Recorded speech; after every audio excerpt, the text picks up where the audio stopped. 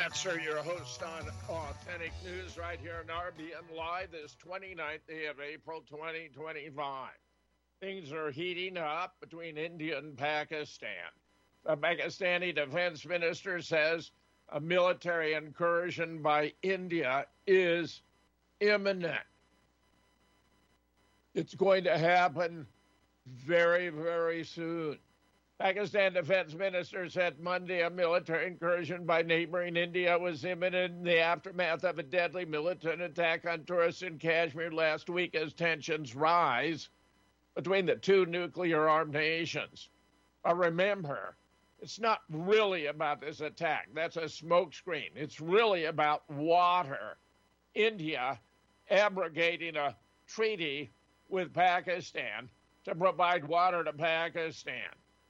The militant attack killed 26, triggered outrage in Hindu-majority India, along with calls for action against Muslim-majority Pakistan. India accuses Pakistan of backing militancy in Kashmir, a region both claim to have fought two wars over. But I guarantee you, that's not really what's going on here. And it appears the Indian Prime Minister Modi has wanted to provoke a war with Pakistan, which, considering both nations are nuclear armed, is ludicrous, completely insane. Here we have Hal Turner once again on top of the issue. Indian Prime Minister gives military full permission to strike Pakistan. After a 3+ hour meeting with Indian defense and intelligence ministers, Prime Minister Modi has announced India is fully committed to crushing terrorism. I have complete trust in the Indian armed forces, and I've given them full freedom to choose how, when, and where to strike. It appears a clash between India and Pakistan is indeed going to take place. Now, it looks as though the U.S. is on the side of India, possibly also Israel. Though oddly, I've heard a rumor that Mossad is actually supporting Pakistan, and for a certainty, China will back Pakistan, in my opinion. This is a colossal blunder. Whoever thought this was a good idea has their head where the sun doesn't shine. Absolutely stunning. Meanwhile, Israel just launched a devastating attack on Iran's port. Trump says U.S. will lead the pack. Is not only filled with heavy metals. Let's hear what we get here to elaborate. The silent war. Let's talk about what's happening with Iran, and we're going to get to what's happening in Europe in just moments. But let's start here. It's being called a silent war. At the same time, right now, the United States is negotiating a nuclear deal with Iran. Talks were apparently excellent, according to U.S. officials. Israel has been busy attacking Iranian targets like the Bandar Abbas port. And we now have multiple confirmations of that from different sources that, yes, it was the Israelis attacking this port. What is going on here? Why this port? What special materials are in this port? What sort of a signal is this sending to the Trump administration as the Iranian-U.S. talks were happening almost simultaneously? Harrison Berger is an independent journalist, DropSite News contributor. He's been covering this extensively, and we wanted to invite Harrison on the show. Great to have you back on the show. Welcome back. Hey, it's great to be here. Thank you so much.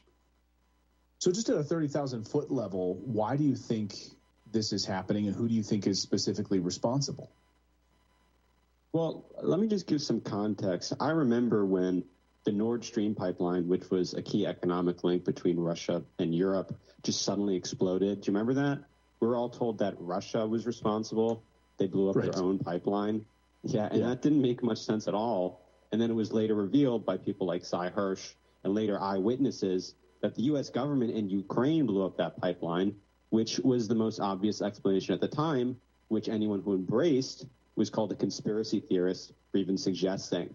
And something similar seems to be happening here. You have a major explosion in Iran at a port which handles about 55% of that country's imports and exports. So the fact that they had to halt all of their operations is extremely consequential. This is a country that has been under suffocating sanctions regime for many years, so the economy already wasn't in great shape to begin with. And of course, the thing that we're told is that Iran did it, that it was the fault of Iran's military who improperly stored materials for making ballistic missiles at their port. And it's too early to say whether that's true or false, but there's definitely aspects which raise questions. And the first has to do with the locations of the blasts themselves. Several outlets inside of Iran have already reported that the port explosion appeared to occur in not just one, but 3 separate areas. And so there was this main blast, which everyone saw at the Sina warehouse, but there was a second explosion as well in the courtyard, and then a third explosion at another warehouse. And so having these multiple sites hit is all very suggestive of sabotage. But again, that's still speculation at this point. I'm very curious to see what this investigation turns out. Yeah, not just actually 3 locations in the port area, but there were 4 locations altogether, miles apart. This is absurd to suggest this was some mishandling situation. Iran has accused Israel of responsibility of orchestrating the port explosion as death rises to 36. Ynet News.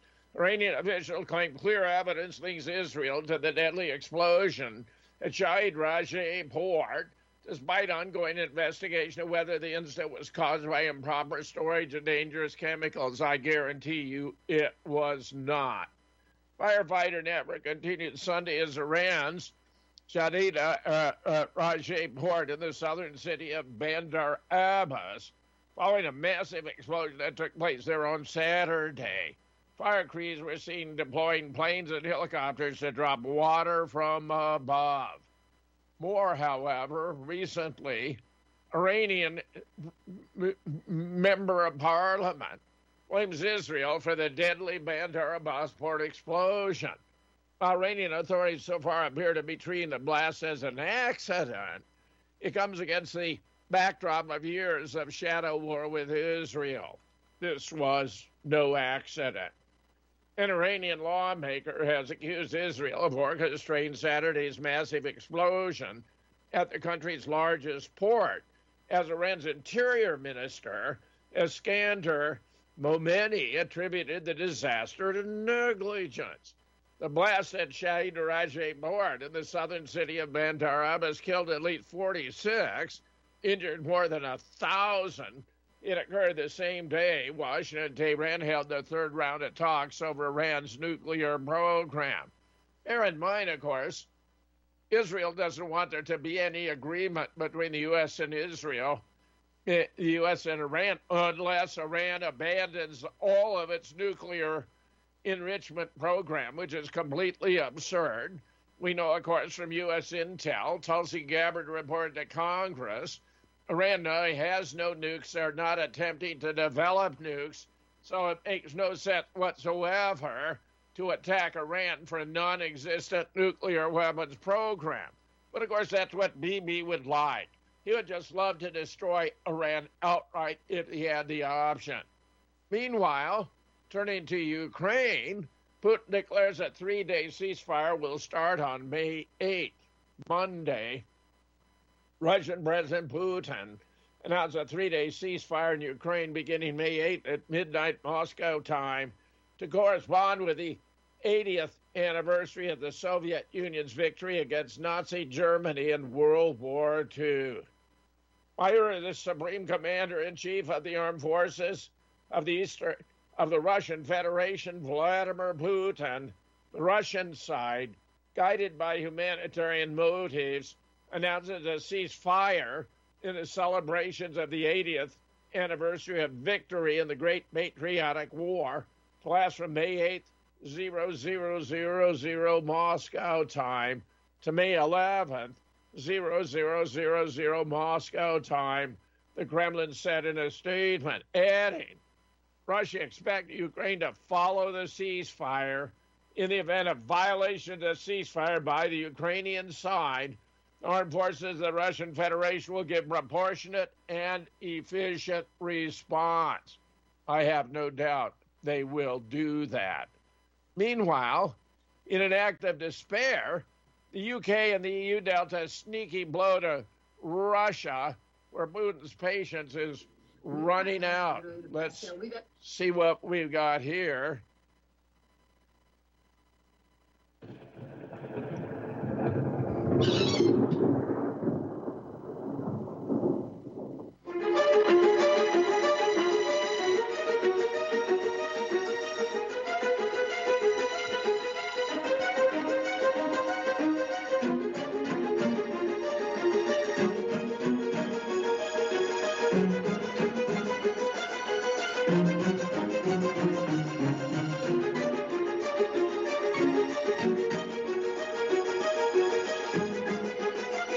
Rapidly approaching victory in the Special Military Operations Zone poses many risks to the global security architecture. The fact is that at the moment, the globalists are suffering a crushing defeat not only on the battlefield in Ukraine, but also in the economic war. Currently, globalists are rapidly losing not only their power, but also their influence around the world. They are in despair. However, these globalists are not ready to accept their defeat, and for that, they are even willing to provoke the outbreak of a new global war. They are infuriated by the fact that Russia, led by Putin, has virtually completely destroyed the old world order and announced the death of the unipolar world. Yes, my dear friends, the world is changing before our eyes. And the approach of a multipolar world promises prosperity and development to all countries of the world, including those that have been under the harsh sanctions of European and American globalists for decades.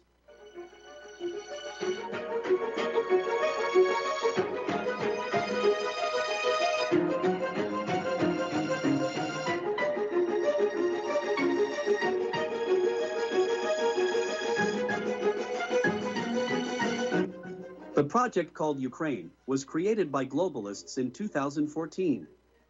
The main goal of this project was contained in a single desire, the weakening and complete collapse of the Russian Federation.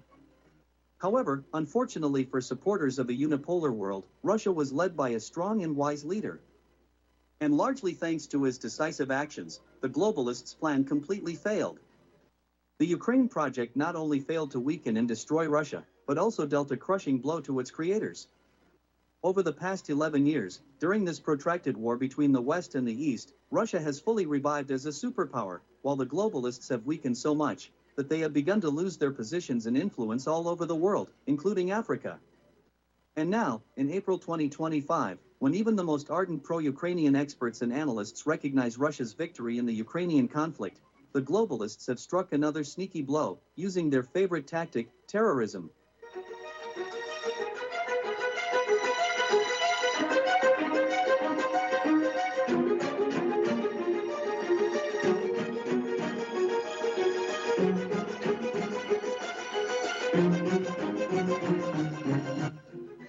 So, on the morning of April 25th, in the city of Balashikha, located 13 miles from Moscow, a powerful explosion occurred, right in front of a residential multi-story building.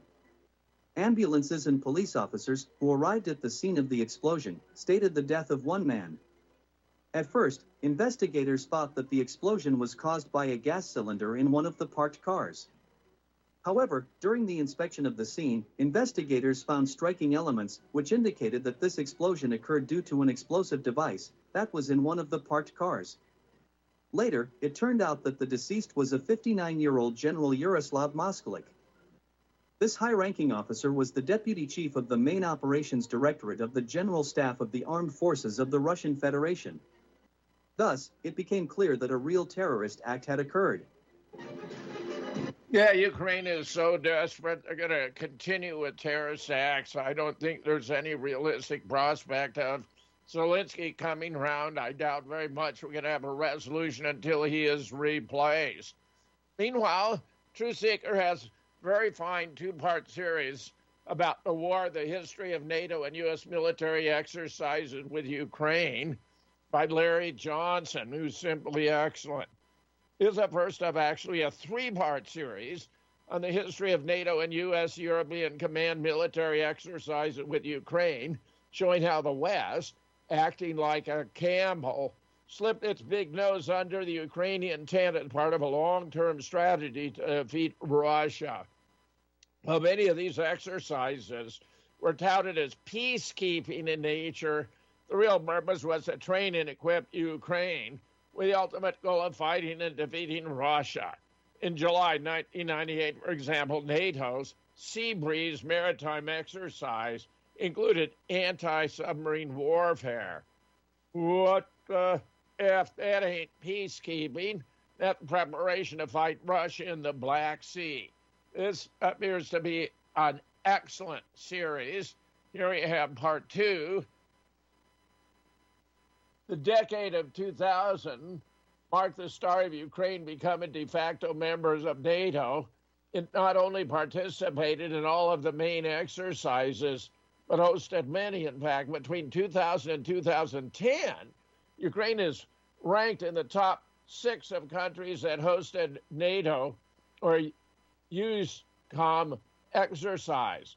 Ukraine and Georgia, ranked as number 7, were not NATO members. What the hell?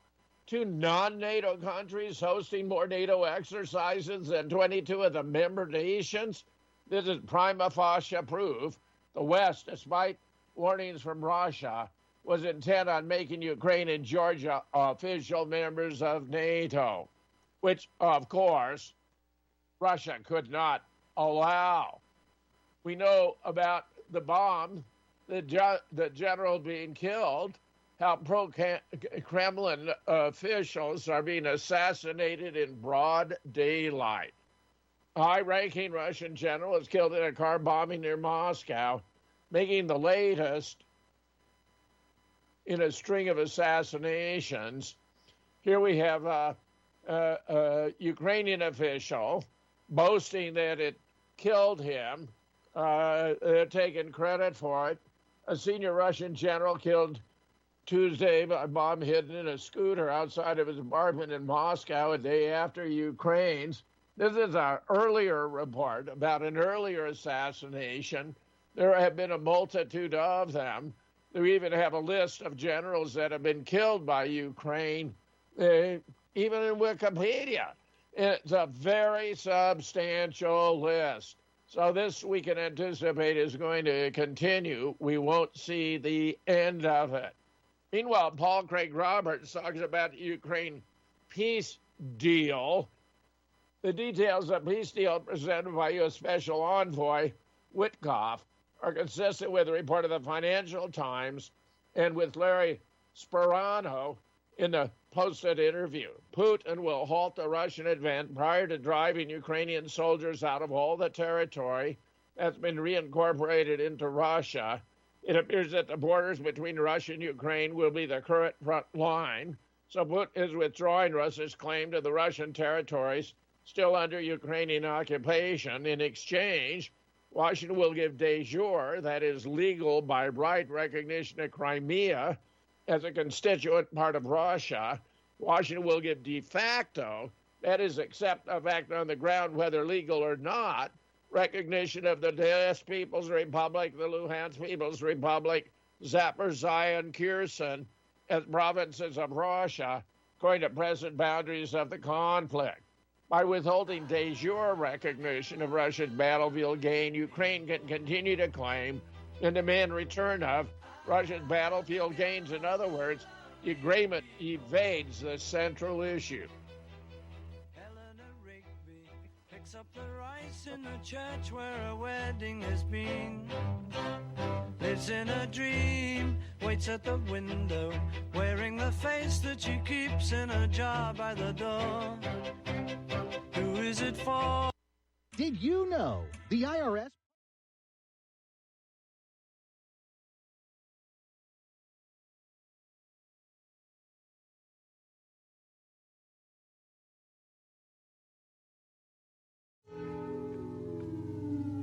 Here comes the sun, doo-doo. Here comes the sun, I say it's all right.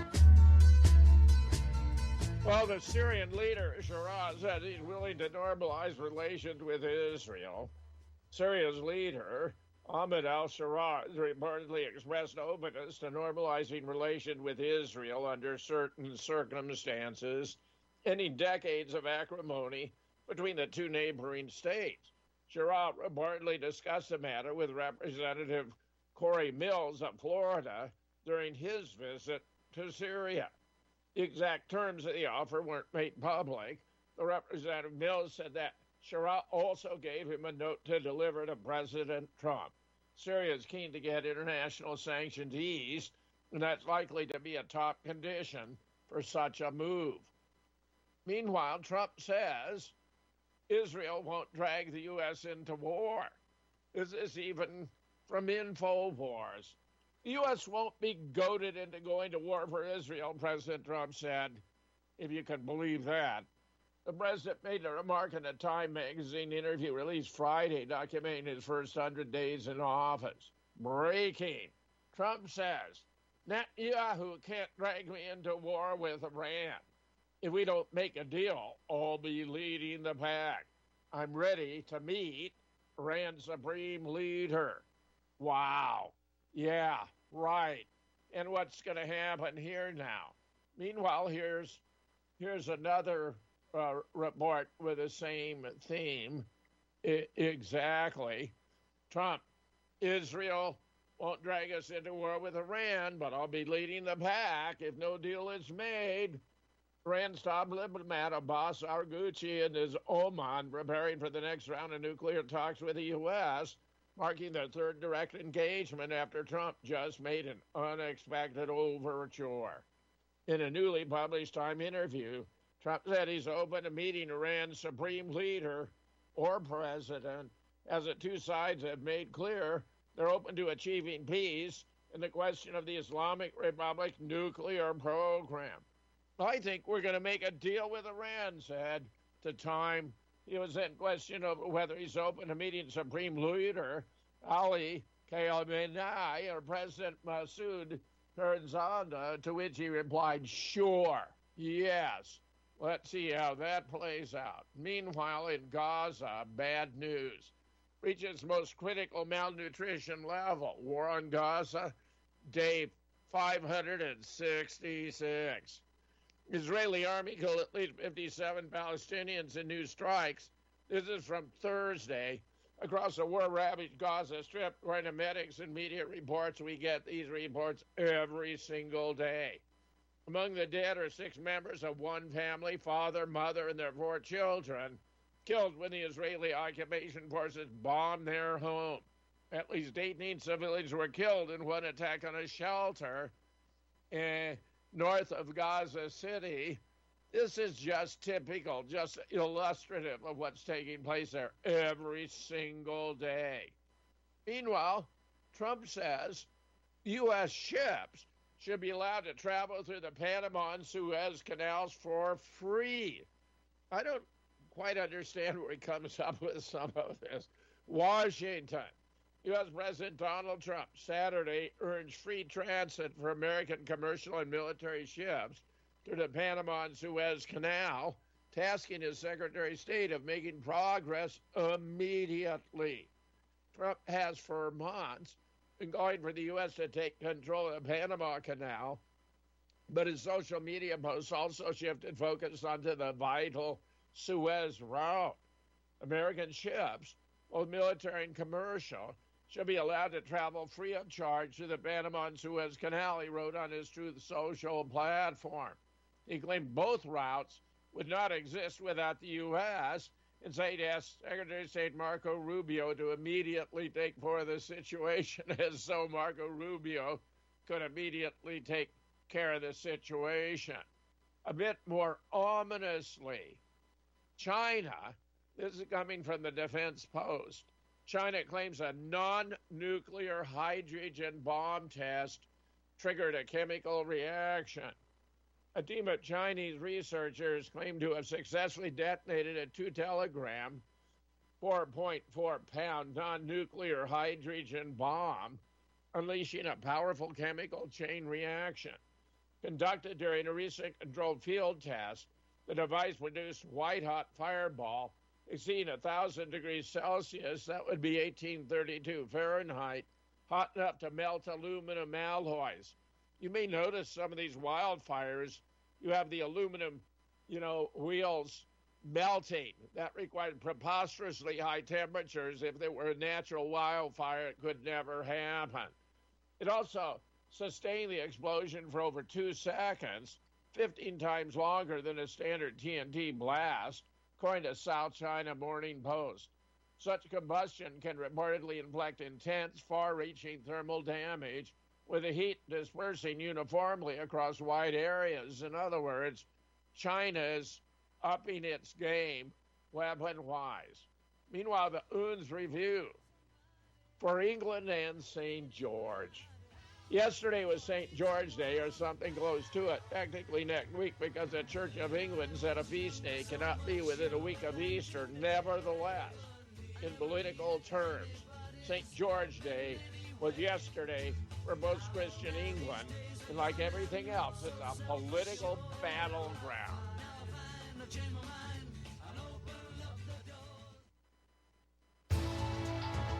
You are tuned in to the Republic Broadcasting Network. Visit our website by going to republicbroadcasting.org.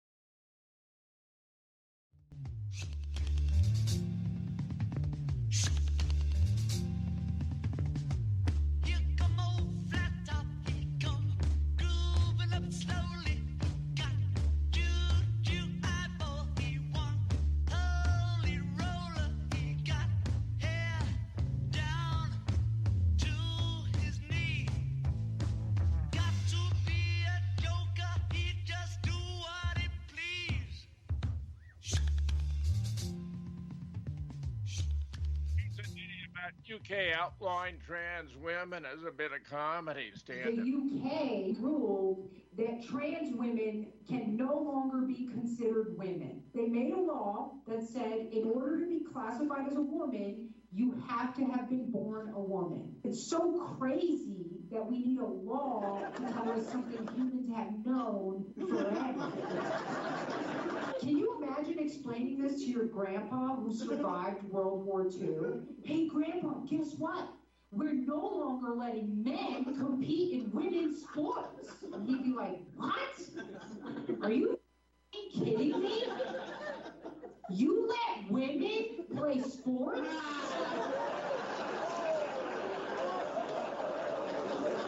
The UK ruled that trans women... That is pretty funny all by itself. Meanwhile, Israel's Ben Gvir gets a meeting with 4 GOP lawmakers on Capitol Hill. This is a terrible representative for Israel because he's one of the most extreme about slaughtering every Palestinian man, woman, and child. Israeli National Security Minister Itamar Ben-Gvir, leader of the far-right Jewish Power Party, planted meeting with 4 Republican members on Monday during a visit to Capitol Hill. Ben-Gvir, an outspoken proponent of the ethnic cleansing of Gaza, told the Times of Israel. The lawmakers he met with included Brian Mast, the head of the House Foreign Affairs Committee, who previously volunteered with the Israeli military and once wore his IDF uniform on Capitol Hill. Mast is a strong backer of the Israeli settlements and recently directed his staff to refer to the Israeli-occupied West Bank as Judea and Samaria, a biblical name the State of Israel uses to refer to the Palestinian territory. Ben-Gvir is a West Bank settler himself, wants Israel to annex the territory. He also met with Representative Jim Jordan, Claudia Tenney, and Mike Lawler. The Israeli minister say he didn't come to discuss a particular issue, but wanted U.S. lawmakers to get to know him. I'm not so sure that's going to benefit Israel. More criminal! More criminal! More criminal! More criminal!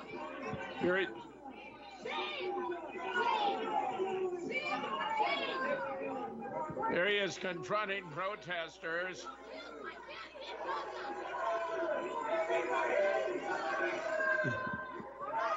making dismissive gestures.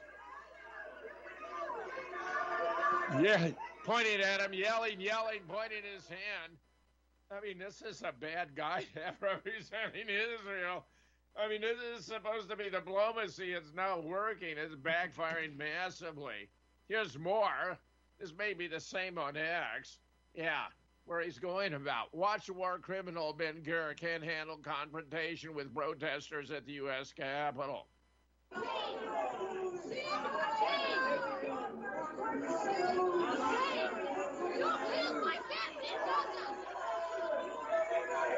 Yeah, he's making a lot of gestures.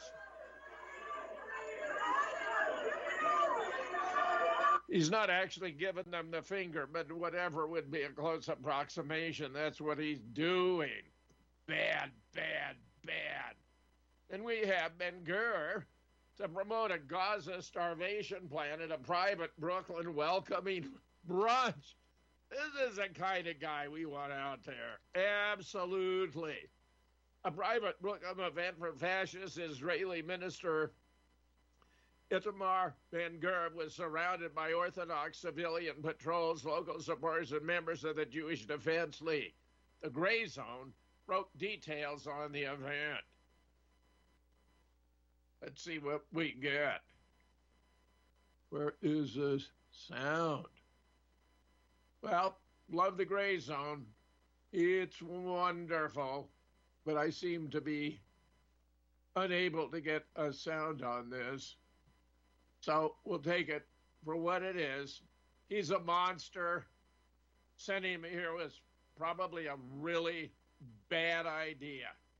Meanwhile, Donald Trump against the FBI. Slice experts. I never post stuff like this, but I had to share. Let's see what we got here.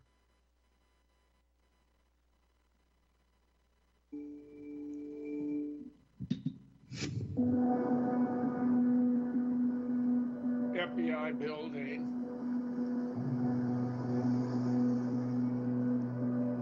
This is actually an extensive document. The FBI is the investigative arm of the Department of Justice. Its special agents take an oath to protect the U.S. Constitution. I do solemnly swear that I will support and defend the Constitution of the United States against all enemies, foreign and domestic, that I will bear true faith. To do this, its director has traditionally been afforded a 12-year term to guarantee its political independence. This is the story told by insiders of how this world-famous brand co-inhabited and then clashed with another brand. That of Donald J. Trump. These were dirty, filthy cops at the top of the FBI. A clash that will have lasting consequences for the U.S. Here's a bit of the write-up. Never has a president so repeatedly and openly demonstrated his disrespect for the law, the Constitution, and the democratic institutions of the United States. From Russian interference in the 2016 election to secret deals with the mafia, Donald Trump has faced many accusations. While he claims to be the victim of an FBI conspiracy, actually, so far I'm on Trump's side. Despite being implicated in well-documented suspect deals, he was never charged, in fact. Trump and the FBI have been covertly enmeshed for 40 years. But exactly how far did he go to get his way and keep agents from investigating him? Well, this thing runs 52 minutes, and I'm going to say there's another side to the story if you want to follow it up. Meanwhile, Dems hysteria on full display after FBI arrests judge. Glenn Greenwald. I now want to get into what we're calling the Week in Review. I have a lot of different topics that I want to cover, ones that really were worth covering, but as a show that really does just 2 at the most 3 topics a night, we often don't get to ones that we wish we could, and we're trying to use Friday night as the Week in Review to be able to cover those. And the second part of our show is going to be the Q&A, where we get questions from our locals members and try and answer them. But in this case, the topic I wanted to begin with just so happens to be one of the most common questions throughout the day we got from locals members, including this question from Christiana K., who asked this, quote, "I would love to hear your thoughts on today's arrest of Judge Hannah Duggan by the FBI." Now, this is one of the biggest topics, news topics of the day, certainly consuming a lot of news and a lot of commentary. It's also generating a lot of hysteria, a lot of inaccurate commentary as well. So I actually did want to address this. Just to give you the bare bones facts for those of you who haven't heard it, Judge Duggan is a local judge in the county of Wisconsin in Milwaukee. She's a judge in the state court system in Milwaukee, not a very high-ranking judge. In fact, at what I believe is one of the lowest levels of the judicial system. She was elected, and she's somebody who has spent a long time affiliated with working with low-income people, which I regard as noble, but also causes generally associated with the left, including immigrants. She was arrested by the FBI today at her home, and obviously that created a lot of shock because this was the FBI going and arresting a sitting judge in Wisconsin who clearly is a political opponent or someone with ideological views that differ from the administration. The arrest was originally announced by FBI Director Kash Patel, and a lot of people became instantly alarmed for reasons I guess are understandable, saying, oh, wow, this is a huge escalation where the Trump administration is now arresting judges.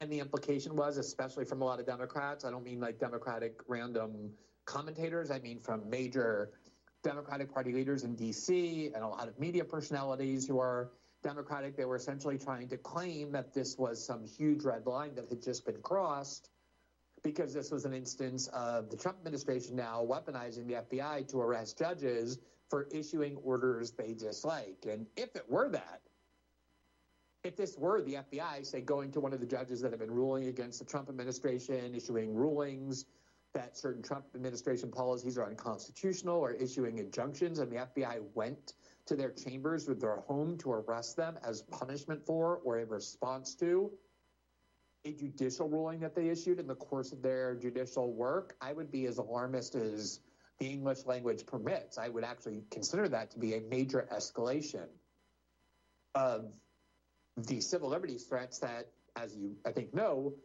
I believe are genuine over the past 3 months that we're seeing. But that's not what happened today. This is not a case where this judge issued an adverse ruling, and for that reason, the FBI went and arrested the judge, as a lot of people were attempting to imply. And I just want to note, it's not that uncommon for judges to be arrested. Judges commit crimes all the time.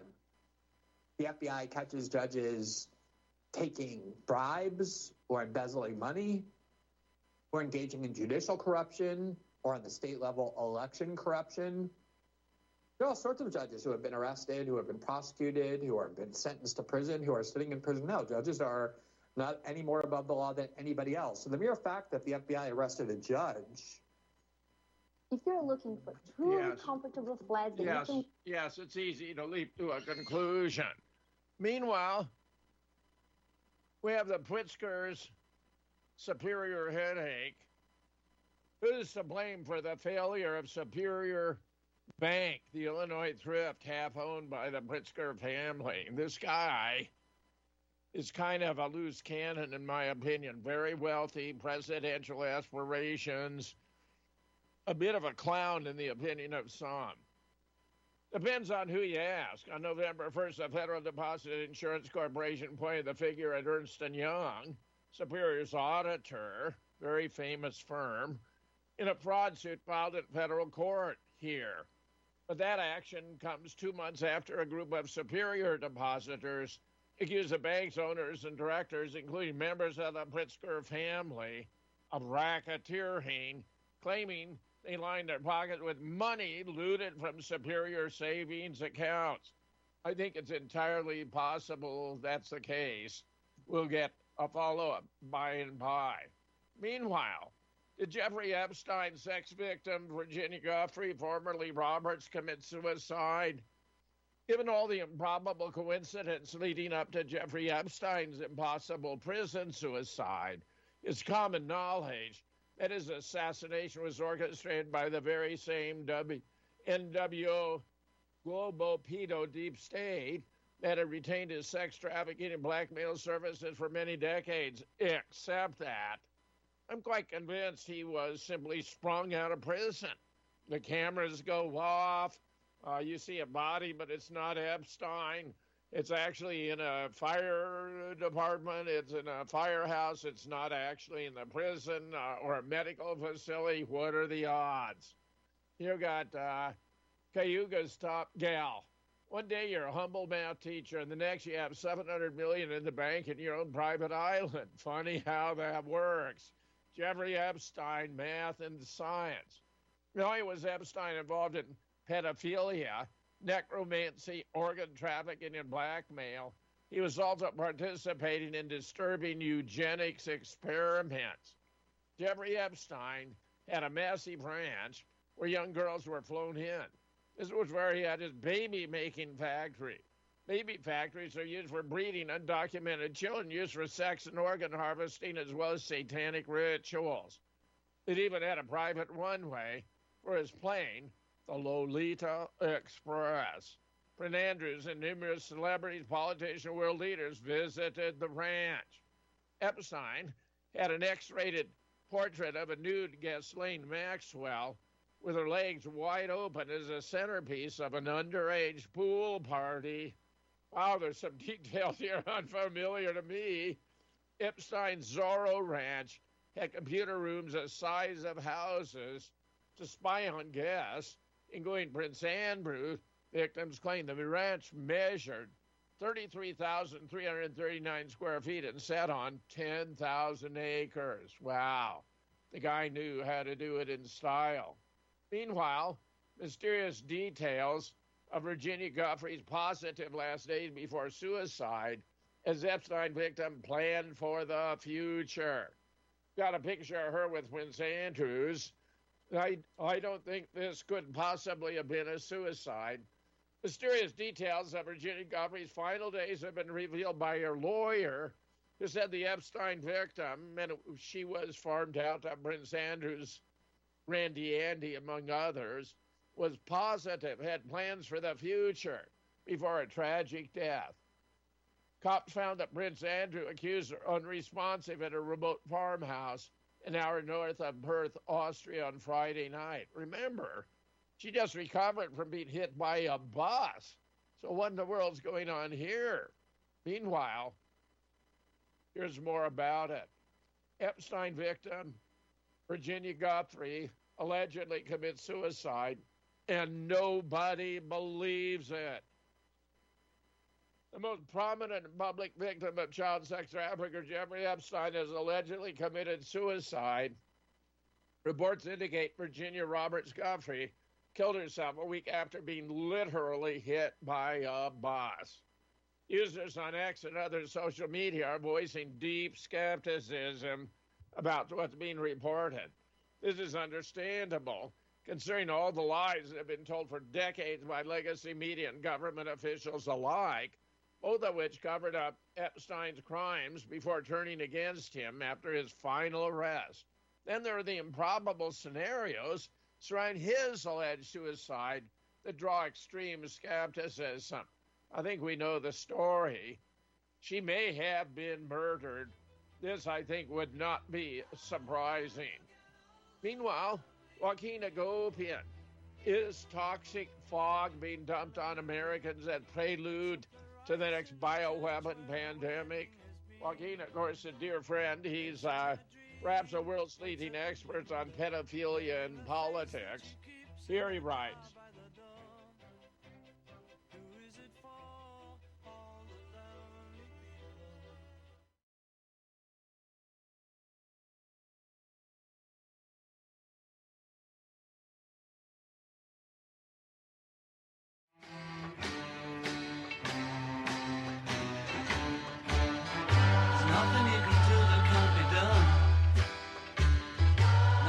you can sing that can't be sung. Nothing you can say, but you can learn how to play the game. It's easy. Well, three final stories, one about abortion, one about COVID, and one about JFK.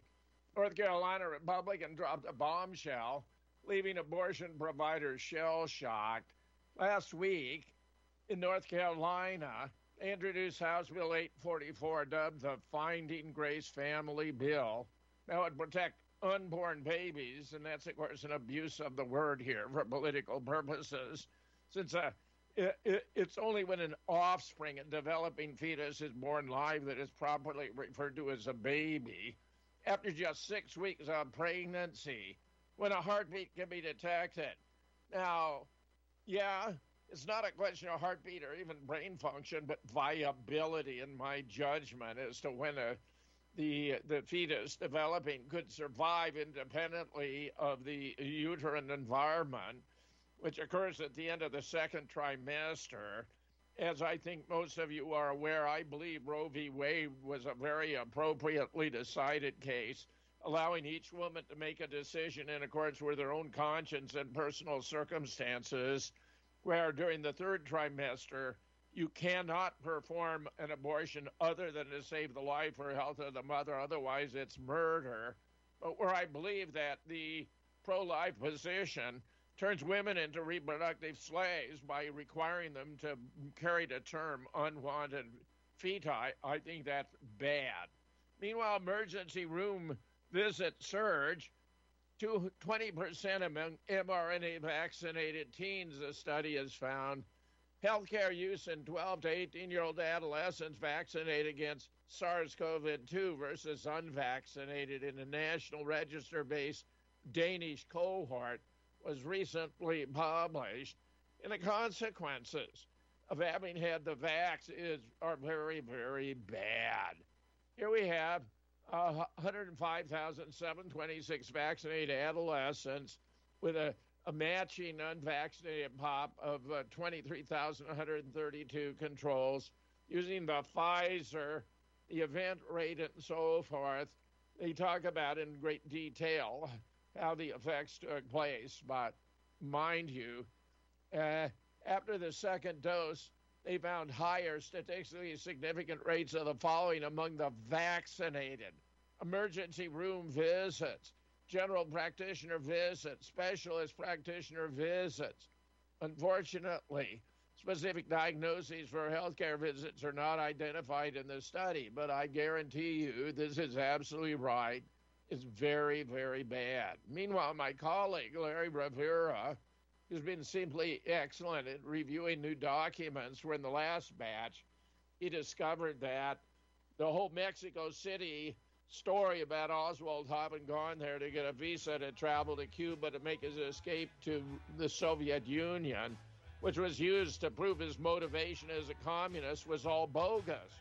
He was never in Mexico City. They had imposters there, both audio on the phone and physically, not Oswald. And it turns out his passport, a clean copy of which has only now finally been released, quite clearly states not valid for travel to Cuba. Larry's done more work about new leads in the case of JFK. Check it out. The guy is really good.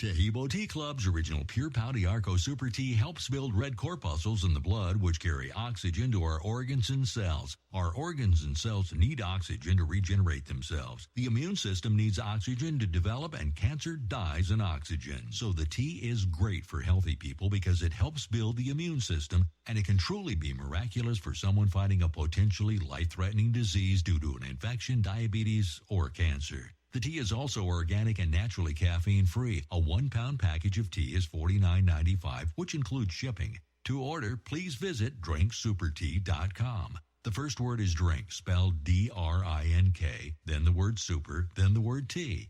The complete website is drinksupertea.com or call us at 818-965-9113, Monday through Saturday, 9 a.m. to 5 p.m. California time. That's 818-965-9113, drinksupertea.com.